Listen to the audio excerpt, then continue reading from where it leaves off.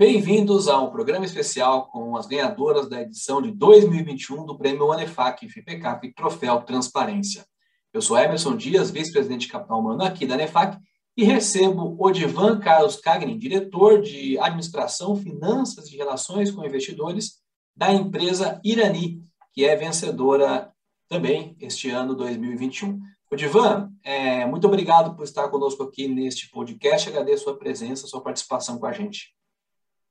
Nós é que agradecemos, Emerson, pelo convite, pela oportunidade de estar aqui com a ANEFAC e poder compartilhar um pouquinho da nossa visão sobre as demonstrações financeiras e como que nós enxergamos esse tema dentro da companhia. Bacana. Antes de você compartilhar um pouco das suas visões, eu queria lembrar para quem está ouvindo este podcast que em 2021 nós estamos comemorando Bodas de Prata do Prêmio Troféu Transparência. E o slogan do prêmio é: o mundo se transforma, a transparência se intensifica, dando luz a novos conceitos de sustentabilidade e valores sociais que agregam cada vez mais valor aos negócios. A Irani é ganhadora na categoria até 8 bilhões de reais pela primeira vez. Então, Odivan, eu queria saber o seguinte: o que o Troféu Transparência representa para vocês, vencendo aí 2021 nessa edição tão especial? Legal, Emerson. Olha, para nós é um reconhecimento magnífico. Nós trabalhamos em cima desse tema há vários anos, sempre procurando entregar informação sobre a companhia para o mercado, para o público, especialmente para os investidores, de uma maneira clara, de uma maneira objetiva, de uma maneira que seja didática. E como uma companhia tem muitos dados, tem muito o que mostrar, é sempre um desafio muito grande como preparar esse conjunto, esse set de informações, de maneira que seja útil para o público, de maneira que as pessoas consigam usar essa informação para o correto entendimento da companhia e para a sua tomada de decisões. No nosso caso, foi uma jornada. Nós começamos isso há mais de 10 anos, procurando incrementar ano após ano a qualidade desse conjunto das informações. E agora, saber que a gente chegou nesse momento a ser reconhecido como uma das empresas transparentes pela qualidade das demonstrações financeiras, para nós é fantástico, né? Acho que nem nós esperávamos, foi uma surpresa imensa.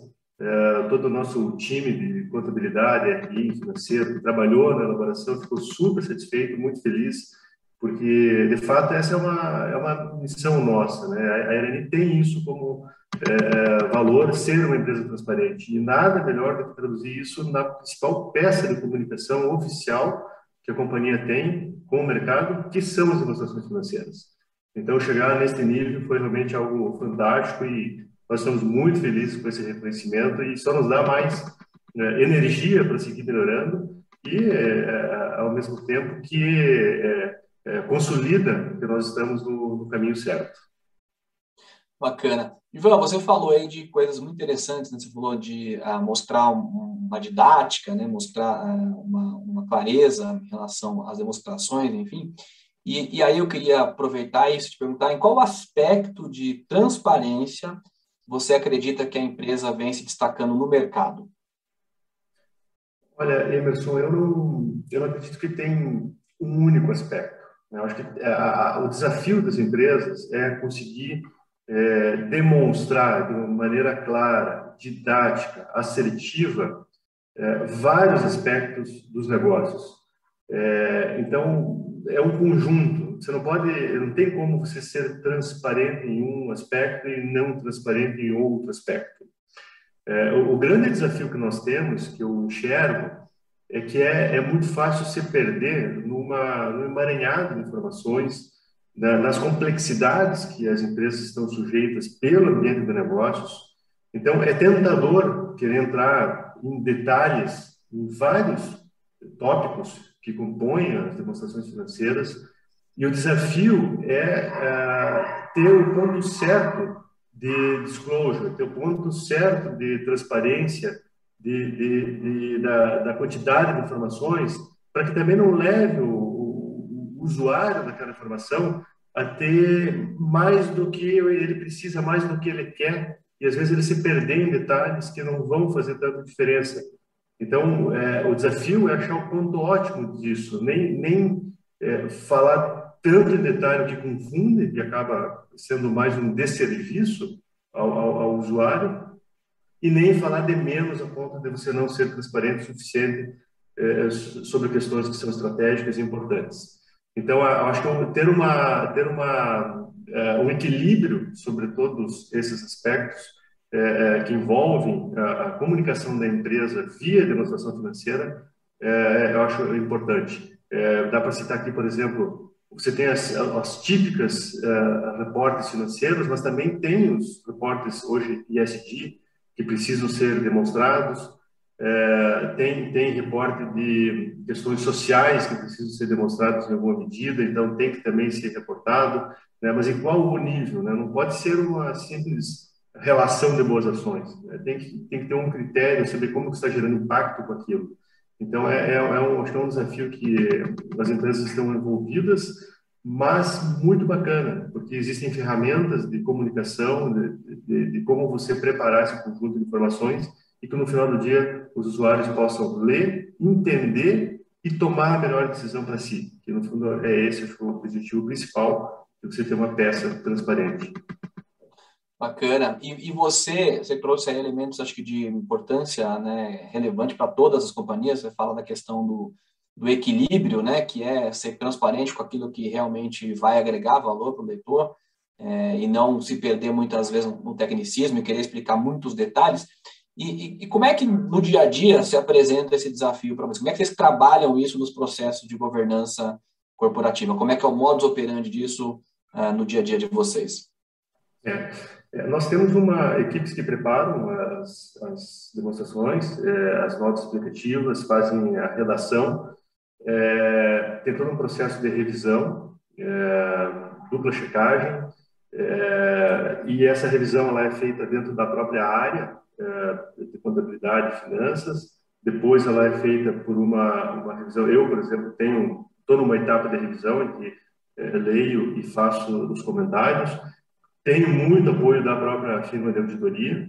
Eu acho que a auditoria, no nosso caso, a demonstração financeira 2020, ela foi auditada pela KPMG, que são sempre muito parceiros nesse trabalho de sugerindo melhorias, sugerindo incrementos que sejam feitos, e nós temos essa postura de estar sempre muito aberto e implementar essas sugestões. E ela passa por várias revisões, mesmo um dia antes da publicação, ainda às vezes tem gente dando uma última olhada e sugerindo um texto, uma melhoria aqui, uma melhoria ali, para que de fato fique bem preciso o texto, a informação que a gente quer passar para o mercado. Isso num processo de uma visão interna, né? Então existe um procedimento, né? Nós temos o comitê de auditoria também, que tem dado uma contribuição bastante importante, com membros bastante capacitados, qualificados, que faz uma leitura muito crítica de todas as informações, nos passando várias sugestões, vários feedbacks que são também incorporados. Então, tem todo um roteiro, um processo que participa desde as equipes internas, revisão do comitê de auditoria, revisão da administração, revisão da auditoria externa e, por último, aprovação pelo conselho de administração. Isso, obviamente, demanda tempo, mas eu diria o seguinte, Emerson, o mais importante é a jornada. Você não constrói uma demonstração financeira de um trimestre para o outro e ela fica boa. É um incremento que você vai fazendo ao longo do tempo, com os feedbacks, com os inputs que vêm dos diferentes órgãos de governança, que te permite ir melhorando, te permite ir chegar a um nível de qualidade bastante elevado. Então, uma estrutura de governança bem organizada e um processo, um procedimento, um tempo, fazer isso ao longo de um determinado tempo leva a uma qualidade diferenciada das demonstrações financeiras. Você trouxe a questão da evolução contínua, né? Esse processo sendo melhorado ao longo do tempo. E nos últimos tempos, a gente tem visto uma mudança no comportamento da sociedade, exigindo cada vez mais transparência das empresas. Nesse sentido, você concorda, né, que transparência gera ganhos para os acionistas, ganhos financeiros, inclusive, e transparência também é um valor para a sobrevivência das empresas nesse mundo em constante evolução? Bom, Emerson, eu entendo que é por aí mesmo. A transparência hoje, ela mais do que nunca, ela é necessária para que as empresas possam diminuir a assimetria de informações que existem. Hoje nós temos muitos veículos de comunicação, meio de comunicação, rede social, nós temos muitos investidores, desqualificados, até pessoas físicas, e a transparência permite que a gente alcance todos os usuários das demonstrações financeiras, os stakeholders, de maneira com que eles tenham uma melhor leitura, um melhor entendimento dos negócios da empresa, e essa redução da simetria de informações leva a decisões mais qualificadas por parte de todos, tanto dos usuários da informação, quanto pela própria companhia, o que no final do dia acaba levando a retornos financeiros superiores. Quanto mais as pessoas estiverem alinhadas, seja o público interno da companhia, com todo o público externo da companhia, em relação ao que de fato acontece com a empresa, com os mercados que ela está inserida, com a dinâmica dos seus negócios, mais facilita esse entendimento e faz com que todo mundo esteja, vamos dizer assim, na mesma página em termos de tomada de decisões. E para os administradores da companhia, para a empresa como um todo, também facilita a demonstração de todas as decisões que estão sendo tomadas em função da construção e do desenvolvimento desses cenários econômicos que impactam os negócios da empresa. Então, os usuários, a transparência permite que os usuários entendam o que a companhia está fazendo e com que base, com que fundamento e por que está tomando determinadas decisões. E no final do dia, isso significa a construção da credibilidade e faz com que as pessoas acompanhem a empresa, e a consistência ao longo do tempo leva a uma confiabilidade maior de todos os usuários em cima daquilo que a companhia fala e ela decide e faz, e no final significa um maior acesso a crédito da companhia, e com isso uma taxa de captação menor, menor risco na companhia, o que significa também uma taxa de desconto menor, e acaba tudo resultando numa valorização da ação, numa valorização da companhia, numa melhora da reputação da companhia no mercado como um todo. Interessante. Ou seja, tem impactos também aí no caixa das companhias, né? Essa credibilidade reflete aí em menores taxas de captações e etc. Divan, quais foram os desafios da preparação das demonstrações financeiras de 2020 que a Irani teve? Em 2020 foi um ano bem simbólico e significativo, impactante por conta da pandemia, foi o ano da pandemia.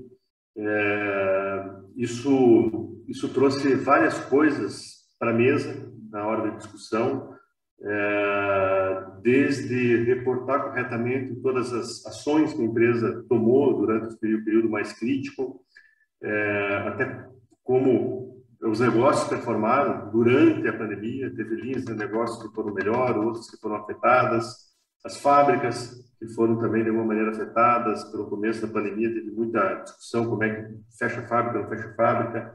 Então isso gerou muita insegurança, que de novo uma comunicação eficaz com transparência faz com que as pessoas entendam a realidade e com isso possam entender o que a administração está fazendo e também tomar melhores decisões.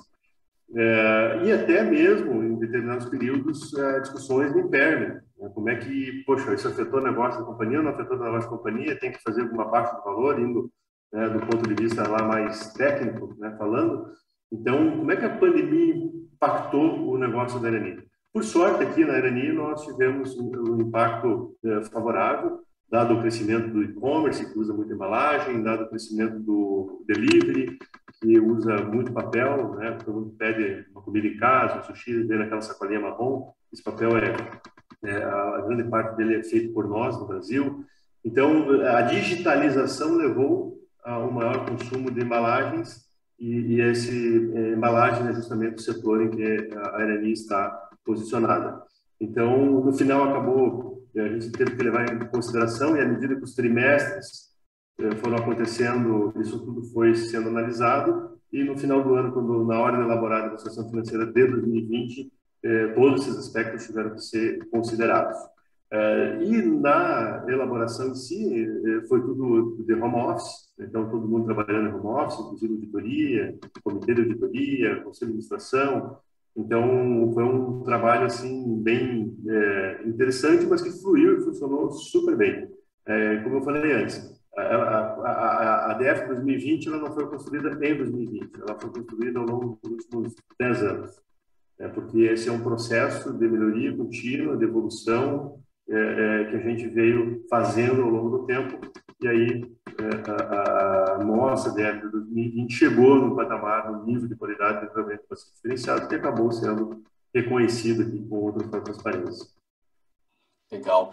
E para 2021, como é que você avalia isso, né? Quais aí os desafios que vocês têm, considerando os desafios econômicos, legislação, como é que vai ser para o próximo ano?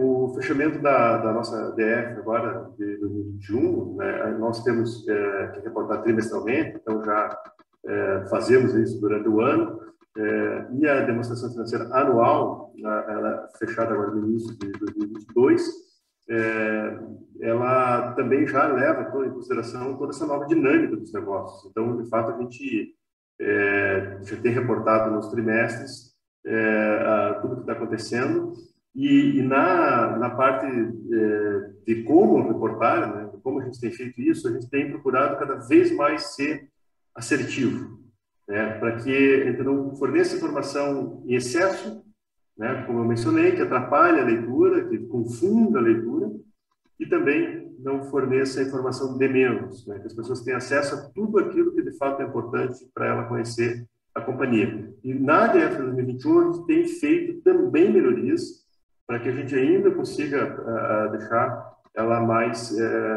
com mais qualidade. O nosso comitê de auditoria tem atuado bastante, ajudado bastante nesse aspecto, para que a gente possa, de fato, ter uma peça bem importante. Uma outra coisa, né, Emerson, que eu acho que é importante comentar aqui, é que a administração financeira, ela reflete a dinâmica dos negócios da empresa. Mas nós também, uma das coisas que a gente aprendeu aqui na LNI, é que também na administração da empresa tem coisas que você pode fazer mais simples. Às vezes você tem algumas operações financeiras complexas, você tem faz alguns contratos com muita complexidade, que no final do dia é difícil de explicar para o mercado, é difícil de você mensurar o retorno que aquilo está dando para a companhia do ponto de vista econômico, e que a análise ela acaba levando a uma conclusão de que, olha, isso aqui, assim, ele até pode ser bom, mas eu não tenho certeza, mas eu adiciono um nível de complexidade que as pessoas não vão entender o que a gente está fazendo e que vão acabar nos dando um desconto pelo não entendimento disso na leitura do nosso posicionamento estratégico como empresa. Então, nós também, na medida do possível, simplificamos a gestão da empresa, a contratação de instrumentos financeiros, a forma como a gente faz contratos, de maneira que a gente possa refletir essas operações de uma maneira didática e simples para o entendimento do usuário. Então, a demonstração financeira, ela também tem esse aspecto de influenciar em alguma medida as decisões de administração, para que não é deixar de fazer o que tem que ser feito, nem deixar de fazer uma operação boa para a companhia, mas que ela sempre tenha um olhar de como a gente vai reportar isso, como a gente vai fazer com que os usuários entendam essa operação. E, em algumas vezes, até chega ao ponto de dizer, olha, então não vai conseguir explicar isso. E o benefício isso traz para a companhia não é tão relevante, então não tem por que fazer. Então tem esse lado também que a gente aprendeu aqui ao longo do tempo em relação a forma como a gente tem reportado as DFs para o mercado. Bacana, muito interessante essa visão de vocês, né? Usando a demonstração financeira como também um driver decisório para você aproveitar a simplificação das demonstrações, né? As explicações. Muito interessante. Eu diria até, de você me permite, isso aí tem até uma citação filosófica do Immanuel Kant, que ele diz o seguinte, né? Se não puder contar o que fez, não faça. Então, acho que isso ajuda um pouco Exato. a trazer essa transparência para a demonstração financeira, né? Muito legal a visão de vocês. Antes de encerrar aqui o nosso podcast e fazer aqui as últimas considerações, eu queria fazer uma última pergunta, que é o seguinte: quais as mensagens que você deixa agora, né, vocês vencendo aí pela primeira vez na edição de 2021 o prêmio, para aquelas empresas que anseiam, como vocês, estarem aqui conversando com a gente no ano que vem, também vencedoras do prêmio Troféu Transparência, tendo cada vez mais transparência, obviamente, né?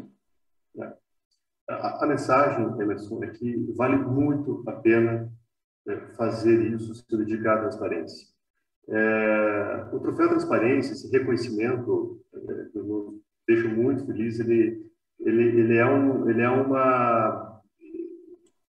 tangibiliza aquilo que a gente escuta do mercado, né? Então, eu tenho ouvido de investidores, eu tenho ouvido de bancos, eu tenho ouvido de escutar de outros usuários das demonstrações financeiras, stakeholders, feedbacks positivos já ao longo do tempo.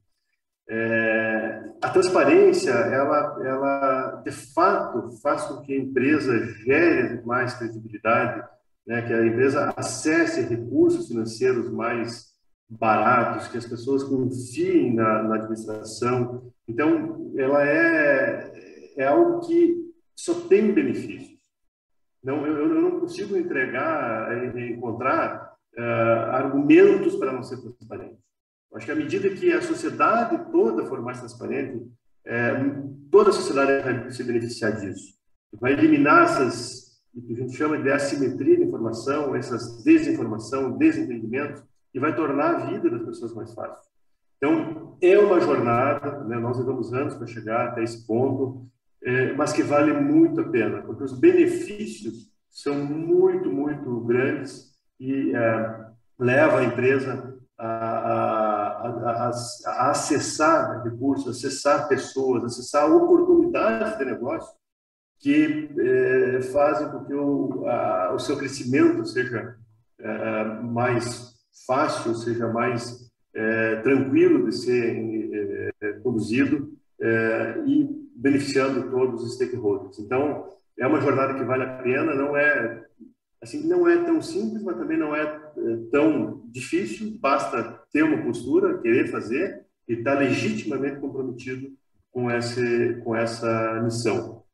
Mas ela, de fato, assim, a gente é testemunha, né? Eu estou aqui na Arani há 17 anos, trabalhando com isso, como diretor financeiro, fazendo toda essa jornada, e hoje a gente chega no momento assim que eu posso afirmar e assegurar. É muito bom poder estar no nível que nós chegamos, com as pessoas confiando e usando as informações que nós disponibilizamos de uma maneira bastante segura, e em benefício tanto dos usuários quanto da própria companhia.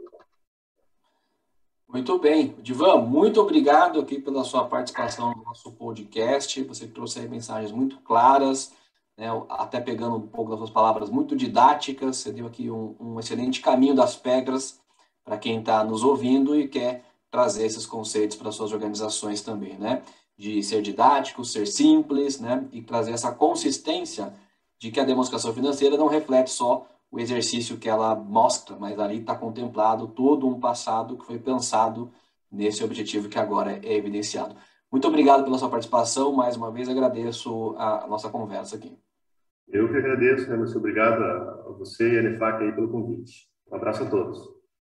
Muito bem. Não perca a premiação deste ano, que acontecerá em formato híbrido e com transmissão ao vivo para o público no dia 23 de novembro. Coloca aí a sua agenda, 23 de novembro. Acompanhe as ações do Troféu Transparência nos canais da ANEFAC. Destaque para a playlist especial de podcasts contando a história da transparência com entrevistas exclusivas dos ex-presidentes da entidade e parceiros que marcaram a história do prêmio até hoje. E ainda novidades que estão por vir, como o e-book comemorativo de 25 anos de história da premiação. Fique por dentro de todas as ações acompanhando nossas mídias sociais. Nos vemos no próximo episódio do podcast ANEFAC. Siga conectado conosco. Um abraço e até a próxima.